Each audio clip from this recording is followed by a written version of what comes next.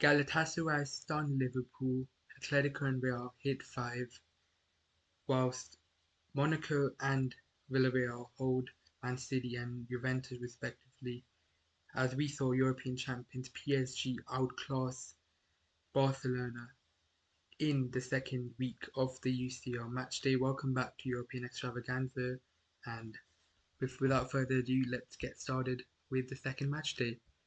So we kicked off in Bergamo, where Atalanta were up against Club Brugge, and if you guys remember, this was one of the knockout games last season in the playoffs, where Bruges got the better of Atalanta, but really good win, really entertaining end-to-end game. Of course, Bruges unfortunately did lose quite a few players this summer, so they're not the same strength as they were last season, but they still gave it a good go. But I thought Atalanta were worthy winners at the end, with the late surge, courtesy Samarsic and Pasalic, which made all the difference. Yeah, 3 big points for them. And again, huge credit to Ivan Juric as well, the way he's got them playing, even if he's deploying, the same system as Gasperini did. It's not easy to replicate his work and, join the club after the lasting and long impact that Gasperini had at that club. So huge credit to him. I thought, again, Karnashevsky was amazing. Edison being back fit is huge for Atalanta in midfield, and I thought the left side did really well. Bernasconi and Honest Arnold, the 17-year-old, was really impressive again. So good win, really much needed win for Atalanta. In the other early kickoff game on Tuesday was Kairat vs Real Madrid, where Los Blancos dispatched the Kazakhstani team. Mbappe, the main man again, the form he's in right now is really Ballon d'Or worthy potential wise, and yeah, yet another hat trick for him, and a really convincing, thumping, dominant win as you'd expect Madrid to do over Kazakhstan. But I thought still, they gave a good go. Kazakhstan, they had a good 11 shots. They had a good start to the game, I thought, as well. So they fought, and I think that's also huge credit and compliment to them. Um, Heading on to the evening games on Tuesday night, we go to Wanda Metropolitano, where Atletico dispatched Eintracht Frankfurt. Now, if you've seen Frankfurt this season, their games have been goal fests, and we I was expecting that we would be in store for another such game, but not that one-sided. I'll be honest, but Atletico Madrid suddenly can't stop scoring. They scored 14 goals in their last 3 games, and again the way they've been playing, um, it's I think they've played like this almost all season.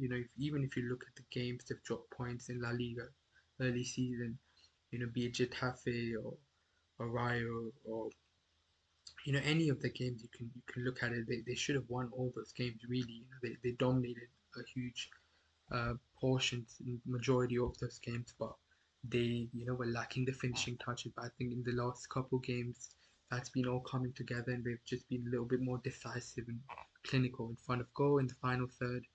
And I think that's why Simeone is getting kind of the goals that he deserves to see, because yeah, they're a good team. They've played some really good stuff, I think, at times this season. So it's good to see them convert them into goals. And yeah, again, a really dominant performance. As you can see, 4.44 XG. They were all over Frankfurt from start to finish. And if not for Bukat's amazing goal, it would have also had a clean sheet. But yeah, the all round really strong game. Good to see Jack Raspadori back amongst the goals. Top player. Barrios again in midfield. He's always a standout player for Atleti. Whenever I watch him, no matter the league game, no matter the game, the context. But I thought all of them had a good game. Simeone was bright. Griezmann got a goal as well, and Julian Alvarez, the main man, with a goal and 2 assists to cap off a sensational night in Madrid for both Madrid sides. Rather, moving on to Norway, where we had Bodo Glimt versus Tottenham Hotspur. Of course, it was the repeat of the semi-final of the Europa League last season, and a really good game. It was always, going to be a tough game for Spurs. Never easy to play on, artificial turf. travel away to Bodo in quite harsh conditions and just playing on artificial turf. Bodo know how to do it. They have the experience.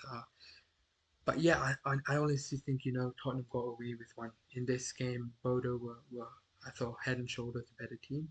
Thought they were much better. They had chances galore. I mean, XG tells you some of the story, but I don't even think it does justice because two big chances. They had a lot more, really. They had a lot more good openings where they could have made a difference, and they just couldn't put the final touches. But yeah, Jan Harsh, good to see him back among the goals. He got a brace, but unfortunately, it'll be frustrating because they're 2-0 up, and you thought that that should be game, given how the game state was. But I think credit to Spurs for hanging on. Of course, they were let off by Bodo, given the fact it was only 2-0, even come the 66th minute, because I think Bodo should have been out of sight uh, in this, two-thirds of the game. But of course, Van der Ven scored the first um, from a set piece and then a late own goal from Gunderson proved meant that Tottenham got a point they're rather fortunate to earn. Probably didn't deserve, but in Champions League nights, tough nights away from home, they'll take it. And good point at the end for Spurs, but a missed opportunity for sure for Bodo. They've now drawn 2 games. I think they drew to Red Star Belgrade as well. So yeah, I think the penalty miss, of course, as well. I forgot to mention by Hogarth in the first half was a decisive moment as well. But yeah, it's a game of what could have been. I think for Bodo heading to Stamford Bridge, where it was a return of Jose Mourinho. And yeah, it's quite a interesting watch. Quite a tight game. I think there wasn't much in it, so no surprise it ended 1-0. Um, but just about Chelsea got the job done. Yeah, not much in it really. I thought it was quite even. Um, and had it not been for the own goal by Richard Rios, he was a bit unfortunate to concede that, but I think had it not been for that, it could have very well been a draw because, like you can see, given the lineup that Chelsea fielded, with all the injuries they've had, it wasn't the most convincing. They didn't have a lot of firepower, and I was worried about Chelsea. Like when I looked at the lineups, where the goals will come from, but they just about got the job done. Defensively, they were able to keep a clean sheet, which was more important. I thought Badishu looked really good. Good to see him back in some flow. But again, Caicedo is, I thought undoubtedly the best player on the pitch. Yeah, just an absolute rock, a monster in midfield, and he ate up everything that Benfica had to offer, really. And I thought that was kind of difference. And yeah, despite the late pressure, in the last 10-15 minutes, I thought Benfica gave a good goal. But then, I feel like, what if they really, what if they opened up a little bit earlier? What if they gave a good goal a bit prior because it was almost a little too late because despite the late pressure, had they gone a little earlier, I think they could have got something. It's not like Chelsea's defense is unbreachable. So yeah, tight game, tight margin, tight defeat. Unfortunate return for Jose Mourinho. Heading on to the main event on Tuesday night, it was in Istanbul where Galatasaray got the better of Liverpool 1-0, and deservedly so thanks to an Osimhen penalty. With Liverpool, firstly, I just want to get into them because I think it's beginning to look like, Slots, black magic, judge, whatever you want to call it, is running up because, I think luck always catches up. I've been calling Liverpool out. I think, they've been very fortunate to be in the position they are in the league, and it's not sustainable. I've never believed it was the way they were playing, and the performances ultimately always catch up, to the results, and that's what we got to see. Really good game from Galatasaray. I thought they pressed relentlessly. They really gave a good go. They suffocated Liverpool. The ball was bouncing off Liverpool players. They couldn't keep hold of the ball in that first half. They couldn't string 2-3 passes. So I look at Liverpool when I watch them every game, honestly, irrespective of the competition of the opponent. I just look at them and I look at Arne Slot, who's the manager, and we can get onto the players, and we will. But for me, as a team, like they're not coached. You know, I've of this opinion. I was of the opinion last year as well, last season, whilst I wasn't obviously on the platform, but I still maintain the fact that they're not very well coached. You know, tactically, they're inept.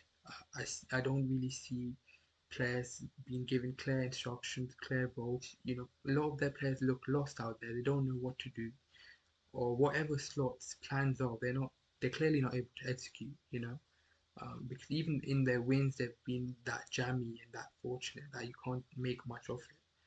So tactically, I have huge question marks about Slot. I don't think they have an identity. They don't have a structure to them. They play the same way every game, you know, and it's like, you know, it's just not sustainable. It's not good enough given the fact they spent £450 million in the summer. It's You have to ask question marks about the manager because he got all the players he wanted. You know, it's his first real summer backing after last summer where, you know, they only had Chiesa coming in. So, you know, these are players he wanted, all of them, Frimpong, Words, Kirkhead, Isaac, Ekitike. So he has to make it work. And again, it goes more than the results because the results still look very good, you know, fairly good, but the performances have been very, very underwhelming. But I think a huge blow as well for Liverpool was Alisson's injury, who's now out with a hamstring injury. He's not expected to be back before mid-November, so he's going to miss, I think, 6, 7 games at the very least. So that's also a huge blow, given how crucial he's been to the start of the season, how many times he saved Liverpool. But again, a very struggling performance. Second half, they got better, but they didn't really create any clear-cut chances. And you know, this is a Galatasaray team who got hit past five by Frankfurt. You know, Frankfurt beat Galatasaray 5-1, and this is Liverpool with £450 million spent this summer couldn't score a single goal past them. So I think that tells you the troubling signs. And but yeah, for Galatasaray, huge credit. I thought the midfield was outstanding. Lemina, Torreira, Gundo, and they ran circles around Liverpool midfield. I thought they showed level. I thought they were unbelievable. Defensively as well, Davinson Sanchez, Singo was really good. Jacobs, Yilmaz obviously won the penalty. Osherman was a constant, you know, nuance and kept causing chaos like he always does, running in the channels and causing issues, being a havoc. So it's good to see him back after a brief spell of injury, and he looked good as well. And a really, really huge point, you know, huge 3 points for Galatasaray in a game where probably no one expected them to. So big, big upset in Istanbul. Uh, Inter dispatched 3-0. You know, I didn't catch much of the of this game, but a really strong performance. You know, as you'd expect. As I said, I think under Christian Chivu, I've liked Inter a lot more. I think they're playing a lot of good stuff, which is impressive. You know, I wasn't quite anticipating that impact, but I think they're playing a lot more attacking brand of football. They're able to score more goals, and they're able to really, you know, establish themselves on games and stamp their authorities. Even in losses, you know, they've played fairly well. They've created enough to score, and yeah, very convincing win. Lautaro Martinez with a double, and Dumfries as well with a goal to cap off a wonderful night at San Siro. Marseille Ajax, unfortunately, as well, I couldn't quite catch, but a thumping win for Marseille, 4-0. Uh, Ajax, you know, I feel sorry for them under Heitinger. They just look lost. You know, I think he's on the verge of getting sacked. I believe. I think he can get sacked any moment now. But yeah, they just look disjointed. Personally, you know, I was surprised when they got rid of Farioli in the summer. Of course, if you guys kept up, you know, they did collapse and capitulate to lose the Dutch title, to lose the Eredivisie last season quite spectacularly, and it was unacceptable. So I get why they wanted to part ways, but they had a great season. At the same time, they played really good stuff, and they were top for so such large portion of the campaign. So that is looking kind of spooky. I can't lie because Farioli at Porto is cooking on high heat. He has them playing some really good football. And more than that, on results, they're unbeaten still this season. They've been unbelievable defensively. Porto have been outstanding as well. So yeah, that's looking like a spooky sacking. I didn't really make much sense of it, but there are reports that maybe Eric Ten Hag could be wanted back by Dutch club, but we'll see on that. But on Marseille briefly, I thought, yeah, of the highlights of what I caught, I thought Igor Paixão was an amazing signing on a free from Feyenoord. He's been really good. He's perfect age, and he looked really bright in the Champions League last campaign as well. It's a great night for him, brace and an assist. Um, Aubameyang has been sensational as well. Fair play to him, in his return spell to Marseille. He's left like he never left. He's been that good, that prolific in front of goal, and yeah, really strong win for Marseille. Good 3 points for them to pick up. And lastly, on Tuesday evening, we saw Bayern Munich dispatch Paphos again as expected. Honestly, Bayern are just amazing. I I got watched a fair bit, and I think they're for me undoubtedly the most fun, most entertaining side to watch. Going around this season. They just play such free flowing football, and you can see the players enjoy it as well. Most importantly, uh, you know, they have such dynamism, um, and there's real purpose in each of their attacks. There's real structure to it, yet there's a lot of freedom given at the same time to their starlets to really express themselves, and I think that's where we're seeing the best of Bayern Munich for me this season. And I'm not just saying this because they beat Paphos as we all would expect, but I think they've been the best club team this season so far, the way they've played. So I'm sure there's a lot more to come this season. Harry Kane with a brace. Good to see Nico Jackson get a start. I'm a big fan of him, and yeah, goal and assist for him. Olise again amongst the goals like he always is, and yeah, just a really thumping performance from the Bavarian champions. Unfortunately, not a lot to ride home for Paphos, but they did get a goal, so credit to them for that. Wednesday evening, early kickoff, so Karabakh beat Copenhagen. That also means that Karabakh are now gone 2 games, 2 wins, and not against any side. We're talking away Benfica and home Copenhagen. These are two Champions League regulars, in recent times. Benfica most definitely, in Copenhagen as well. So I think for them, again, really, really impressive result. Incredible, really. Hats off um, to their manager, which I read, Kurbanov has been Karabakh manager for, I believe, 16 years, so it's an unbelievable job he's done. He's really been the rock of the club and built the club up, been a real foundation. And to still have his side going out there like he is and get results against, notable Champions League oppositions is quite a feat, so huge credit and congratulations to all Karabakh fans. They look really good. Hopefully they can continue their form and momentum in this competition. And who knows, how far they can go. So hopefully they'll keep on going. In Belgium, Newcastle ran home 4-0 winners. Very convincing win against the Belgian league winners last season, Union Saint-Gilloise. And yeah, really strong game, I thought, by Newcastle.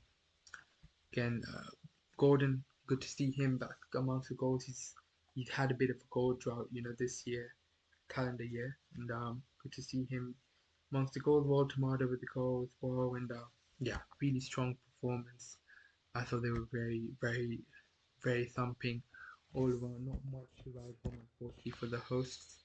Um, but yeah, just I think the quality just shone through at the end. That was the difference, really. So good win for Newcastle to kickstart their UCL campaign. In London at the Emirates, 2-0 win for Arsenal. Again, didn't catch much of it, to be honest, but quite routine as unexpected lines, quite dominant. They were able to rotate a fair bit as well, which would be good for Arteta. But Good win again, Martinelli with the goal, as well as Bukayo Saka off the bench. So good win. They got some rotations in as well, and yeah, strong win against a familiar foe. Olympiacos have caused issues to Arsenal in the past, but that is very much a thing of the past.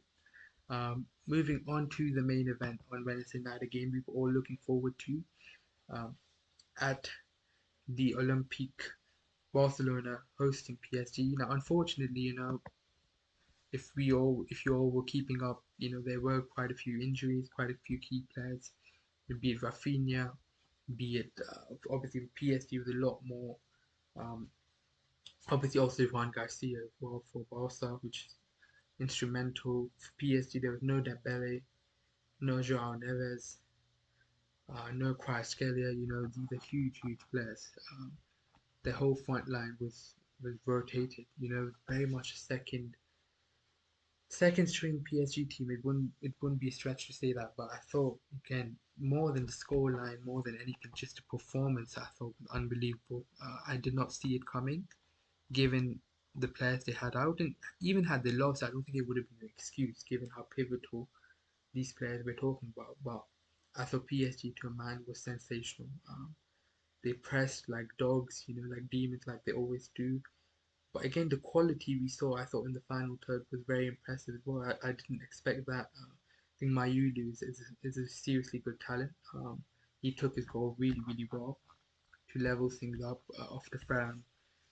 Was put through on goal, courtesy Rashford, who gave Barca the 1-0 lead. But yeah, Mayulu, really good goal, smart finish to level things up. So Mbaye was really impressive. He's 17. On his Champions League debut, he looked good, and he caused Koundé lots of issues, which you can't say for many left wingers. So he did a great job. I thought Barcola as well. Again, I'm a big fan of his. I thought he also made things really, really difficult for Gerard Martin, and both wingers. I think the whole forward line were a handful. I thought Eric Garcia was the only guy really who was able to keep up and who held his own. But apart from that, the Barca defense struggled. And of course, no Juan Garcia to bail them out or to make the big save like he did at St James's Park or throughout the La Liga campaign was quite telling as well. But I thought in midfield as well, again, Vitinha and Fabian Ruiz did really well. They, mitigated Pedri and Frankie de Jong's impact, especially de Jong, I thought really couldn't really get into the game. But that's courtesy how strong the PSG were in midfield. And I have to get to the fullbacks because for me, again, Nuno Mendes, for me, undoubtedly will retire as one of the greatest left backs to play in history. I don't think it's an exaggeration at all. He's just that good. Again, defensively, he locked up Lamine Yamal like we saw in the Nations League final as well in the summer. But he was just unbelievable everywhere. His assist for the Mayulu goal was unbelievable. He ran across the whole pitch and yeah, played a perfect ball to Mayulu's feet. And yeah, he's just an absolute machine. Honestly, he's a cheat code at left back. Both their fullbacks are, and I think that's why it's pivotal to their success when you have two such not just magnificent footballers but athletes. uh, really playing at that high level. It's some showing, and yeah, they're both cheat codes, both unbelievable players. But huge credit also to Zabani, Pacho. I thought Zabani also had a goal line clearance, which was quite big early on in the game. Huge fan of him as well, so no surprises for me to see him shine at the highest level, given his success with Bournemouth and at Dynamo Kiev as well, and Pacho again, really good. So yeah, I think again more than anything, just the performance was unbelievable. They really suffocated Barca, and they were worthy winners at the end. If you look statistically, eye test, whatever way you want to go about it, I thought they were the better team. They deserved to win, and Gonzalo Ramos bagging the late winner to give PSG all 3 points. And really remarkable. Huge, huge credit to Luis Enrique again, the way he's got this PSG side playing, and that's the real quality of a coach.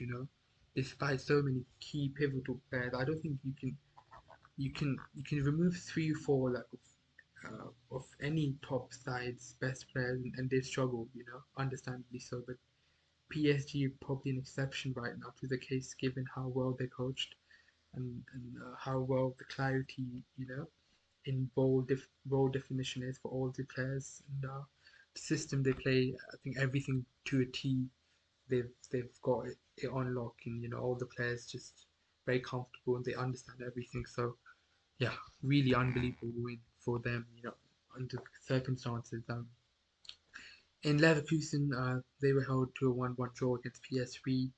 Dortmund have had a fantastic start to the season, and again, huge credit to Niko Kovac as well. And they registered a very strong thumping 4-1 win against Athletic Club.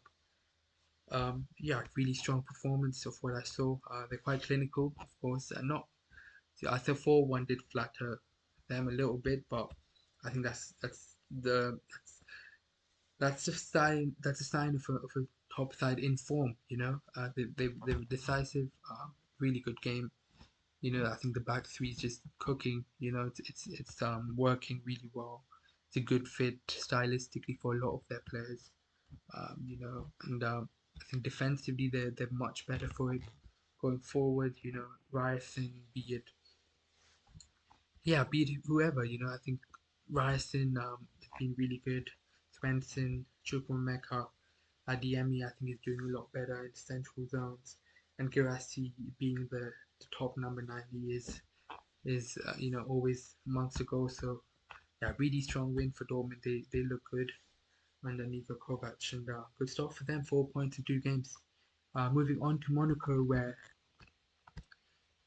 Adi Hutter's side hosted Manchester City.